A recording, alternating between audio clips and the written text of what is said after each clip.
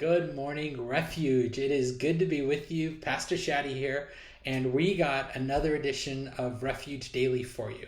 Now, in all honesty, right, I got this inspiration from watching The Chosen yesterday. So I can't get enough of that show. I love it. Maybe you're like that too. I was watching in season 2 the calling of Nathaniel while he was under the fig tree and he was having it out with God.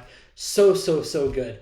But I'm not teaching from The Chosen today. I am actually going to teach from the scripture that The Chosen used. So don't worry, no heresy hands here. But we're going to be in John chapter 1. I'm going to pick up in verse 43. John chapter 1, verse 43. And before I start reading, let me ask you, what great things is God doing in your life? John chapter 1, verse 43. The next day, Jesus decided to leave for Galilee. Finding Philip, he said to him, "Follow me." Philip, like Andrew and Peter, was from the town of Bethsaida. Philip found Nathanael and told him, right? He must have been really excited when he told him, right? Because this was a big deal. Philip tells Nathanael, I was going to say dude, but he probably didn't say dude. He said, "We have found the one Moses wrote about in the law, and about whom the prophets also wrote, Jesus of Nazareth, the son of Joseph." And Nathanael responds with, "Nazareth, can anything good come from there?"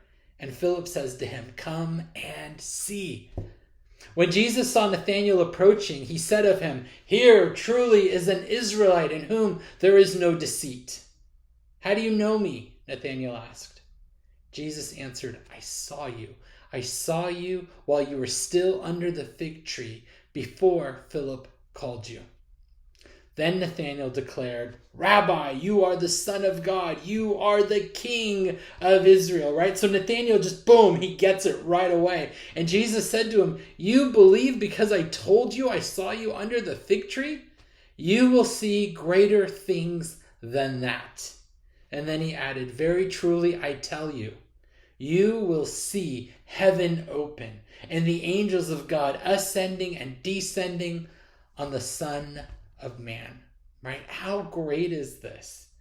Here is Nathanael, and Nathanael is impressed. Right? "Jesus, you saw me under the fig tree. I was all alone. You saw me there." And he immediately proclaims him to be the King of Israel, the Son of God, the Messiah, right? Nathanael's putting all of these wonderful titles to Christ because he knows who he is. And Jesus tells him, like, "You were impressed with that? Man, you ain't seen nothing yet." And you and I, we know that's true because as Nathanael and Andrew and the other disciples, as they follow Jesus, they are going to see a lot more powerful things than "I saw you under the fig tree," right? They're going to see Jesus walking on water and healing. They're going to see his power, his love, his compassion. They're going to see his provision. And ultimately, they're going to see his death for them and for you and for me, right? So they're going to see so much more of Christ than just their calling. Now, here's where it hit me. I think for a lot of Christians, I think we have two kind of big points in our lives. We have the day that we got saved, and then the day that we die and we meet the Lord, right? Those are two really cool days. But what about the in-between? What about the here and the now? You know, these two things are kind of like pinnacles, right? There's the day I got saved, and then there's this future date where I'm going to be face to face with the Lord, and you know, I plan on tackling him if he's going to let me. But I'm going in for that hug with all I got. So those are the pinnacles kind of our lives. But what about today? What about me driving to work and me, going to work and taking care of the kids and going shopping? Like where does that fit in the big scope of things? And I think as Christians, I think a lot of us, there's this lull in between the day we get saved and the day we go to be with the Lord. Like we know our past. We know what Christ has done for us 2,000 years ago. Right? And we know our future. We're certain that we're on our way to heaven. But when it comes to the now, I think a lot of times we forget Jesus's words where he tells us, I have come to bring life and to give you life abundantly, right? Yes, you're going to have trials in this world, but take heart. I have overcome the world, right? And as Christians, we can forget that. And then I read this passage and it's almost like I could hear Jesus telling us, yeah, your calling, that day that you got saved, that was a good day and that was awesome. But that's nothing compared to what I want to do today. That's nothing to what you're going to see as you follow me. And I'm certain he's telling us the same thing, right? You thought that was cool, man. You ain't seen nothing yet.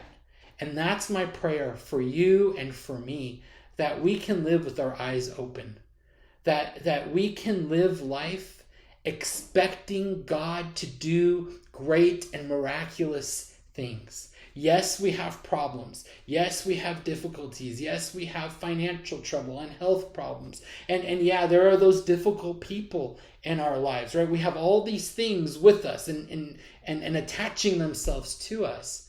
But we also have this incredible God who chooses to walk with us, who died for us, who loves us, who is all powerful, who protects us. Like, he does everything that we need him to do. And it's so easy to forget about him in the here and the now. We know what he's done. We know what he's going to do.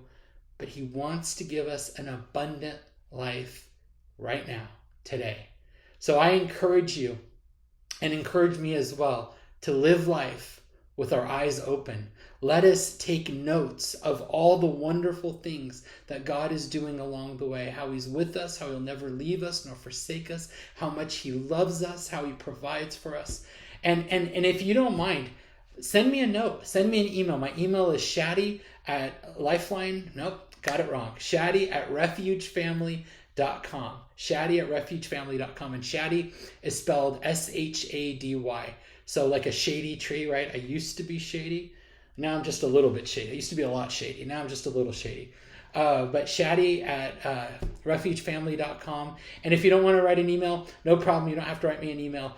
Pull me over on Sunday and just be like, hey, let me tell you the great things that God is doing. I would love to hear it. So, and if God's not, you don't see it, and you're in this struggle, then pull me over as well and let me pray for you. So, but yeah, God is doing great and mighty and wonderful things, and I think he just wants us to see it. May we walk with him, and may we see it. God bless you guys. Have an amazing day.